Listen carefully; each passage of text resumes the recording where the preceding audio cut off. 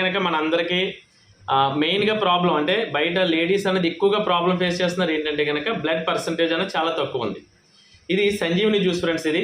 మనకి blood percentage పెరగడానికి చాలా బాగా ఉపయోగపడుతుందండి.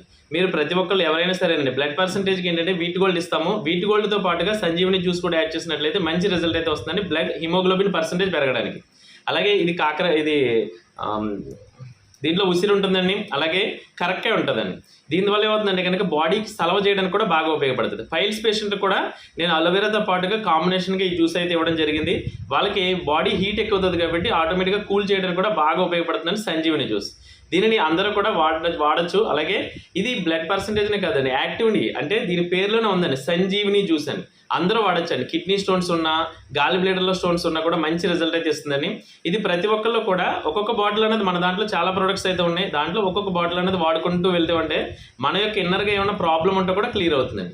లేదనుకోండి ట్రాక్లు ఏమైనా ఉంటే ఇన్ఫెక్షన్స్ ఉన్నా అన్నీ కూడా క్లియర్ అవ్వడం జరుగుతుందండి. ఇదైతే మెయిన్గా నేను ప్రిఫర్ చేసేది ఏంటంటే పైల్స్ పేషెంట్లకి, అలాగే మనకి కిడ్నీ స్టోన్స్ ఉన్నా, గాలి బ్లేడర్లో స్టోన్స్ ఉన్నా వాళ్ళకే ప్రిఫర్ చేస్తున్నాను. మెయిన్గా ఏంటంటే ఈ మధ్య కాలంలో ఎక్కువగా ఫేస్ చేసే ప్రాబ్లంలో హిమోగ్లోబిన్ పర్సెంటేజ్ తక్కువ ఉందండి.